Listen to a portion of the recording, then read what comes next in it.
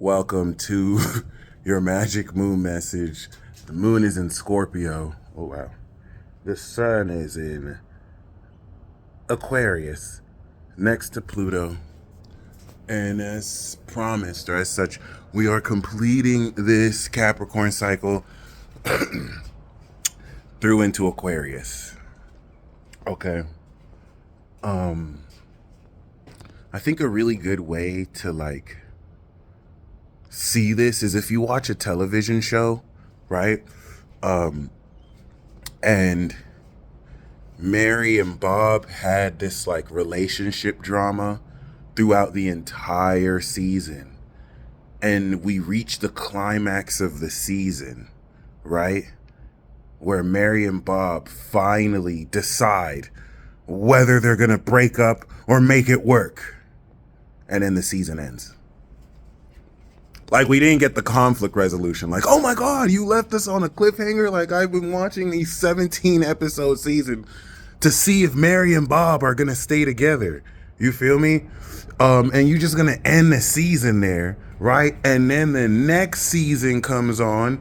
And on the next season, the way that the next season starts recaps the previously. Mary and Bob were fighting and they were about to see who's going to keep the home. And so this next season starts off concluding on that climax. It's okay, the first few episodes, the first part of this new season, Mary and Bob actually work it out.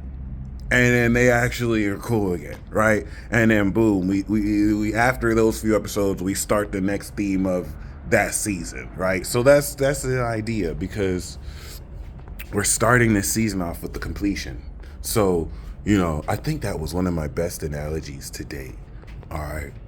That being said, Moon in Scorpio is this pure understanding, this psychoanalytical understanding of your knowledgeable awareness of the supernatural and this awakening. I don't know why my eyes are red AF right now. I woke up recently, but it's just because I'm sexy that my eyes just are red like that. But yeah, that being said, Virgo is analytical, Scorpio is psychoanalytical. Yeah, giving us a much deeper psychological understanding of the next frontier and era we have thus activated, which I kind of like seeing cycles overlap. The completion of the sun and moon is coinciding with the activation of Sun Pluto. So yeah, for what it's worth, take into account where you are ready to, over the next 20 years, over the next month, over the next week or 2 weeks, really stretch your imagination and open up what you're willing to know, especially in a week from now when we activate this new moon cycle. But with this moon in Scorpio, I have to remind you that 270 to 300 degrees, namely 2 degrees moon Scorpio to about 4 degrees moon Sagittarius, is the Capricorn signature. You are understanding at a deep psychological level the accomplishments you have achieved. These are achievements. You are coming into and understanding achievements that you've activated since 3 weeks ago. And then when the moon goes into Sagittarius, from 4 to 6 degrees Capricorn, 4 Sag to 6 Cap, these are the rewards. All right, you're going to come into the rewards of the cycle. All right, very important to keep in mind, because, well, this puts you in a position to not only come into this deeper understanding of now how the activation and integration of your integrity in Capricorn is having you achieve accomplishments in ways that now deepen your psychological understanding of the psychological strength you have and how much you have transformed your belief in yourself and the knowledge of who you are. But it's gonna, of course, prepare for this next cycle that we accordingly will have coming up in about a week from now with the new moon in Aquarius. And it allows you to not only take stock, because we've converted this into energy, right? We know that Pluto actually rules Scorpio, not to really speak of mutual receptivity, but as this really gives you a deeper and deeper understanding, getting to the root core of what we're completing, it is aligning the strengthening of this psychoanalytical quality of your psyche to your mind and the epistemological nature that will transform more how you apply what you know and how you come in to know what you know. It may feel like I'm just speaking a lot of jargon at this point, but really, if there's anything you want to bring from this, you're coming into the rewards of the previous cycle.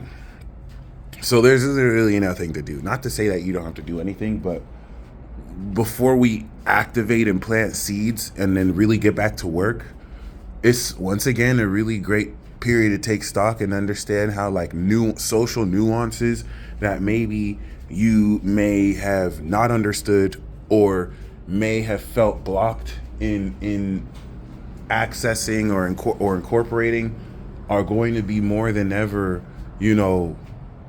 let's just say, achieved, understood, expressed, put in a position that prepares to open up so much more vision when the moon goes into Sagittarius and you experience these higher perspectives relative to this intense energy, and is a really great period to stockpile energy as well. Scorpio and Aquarius are the two strongest zodiac signs. They're the two strongest qualities of energy. So you're understanding wisdom that completes your awareness of knowledge, right? If you know something, that's one thing, but if you understand the wisdom of how it plays out socially because you've experienced it many times, it just adds to your maturity, okay? And of course, the sun is next to Pluto. Great day to have sex. I'm gonna just be completely honest. Great day to just activate sexual energy and kick off the cycle. Stay intentful. You know what I mean? Great day to do sex magic, all that alchemy. I'm just saying. All right. So with that being said, we are still activating this new cycle moving forward, and I think many of you may have felt more of the clarity. It's more intense. It's definitely more pressure than there's ever been, but it opens up greater clearness, right? More conviction and intensity relative to what you are willing to stand on and express.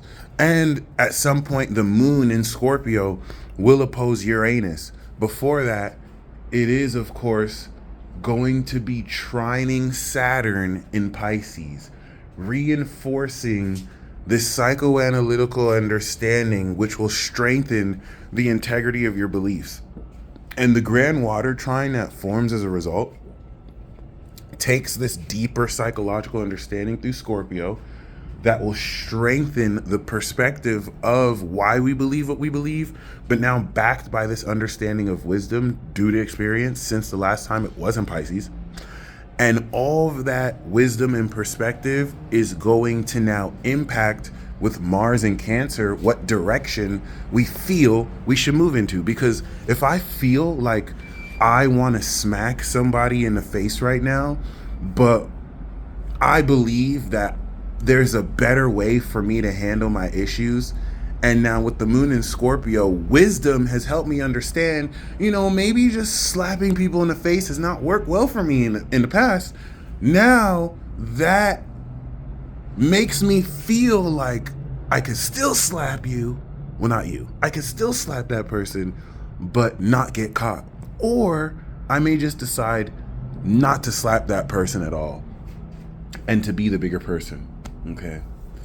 Now, I do have Mars and Aries. I'm putting hands and feet on that person. No, I'm joking. But, like, yeah, that being said, you know, it definitely puts you in a position to readjust the conviction you will be feeling your desires, changing what you feel about your desires, strengthening more the courage and conviction, especially if there's any shame or guilt attached around it, to just reinforce, no, I still like what I like, I still desire what I desire, and to push forward accordingly, because the moon in Scorpio and understanding that wisdom will strengthen your resolve and allow you to experience the rewards of such. It's going to try Neptune as it opposes Uranus, which will harvest both the mastery of your imagination and transcendence of imagination with Neptune, and then the innovation of your body's physical senses with Uranus, which is supernatural, right? It's just going to kind of account for more complex synchronization that through Sagittarius, you'll now be visual of what the heck that was. But yeah, that's really all I wanted to hit home. This is completion. You're coming into these rewards. Take stock of what it is you're achieving and ask yourself how it transforms what you deeply feel about yourself and your situation. Other than that, I think you may also, in the quincunx of Jupiter Gemini, integrate this evolution of vocabulary and have a lot more words to wrap around these deeper, more metaphysical experiences. Yada, yada, yada. I'm going to cut this short right here. You guys stay blessed as always. And until next time.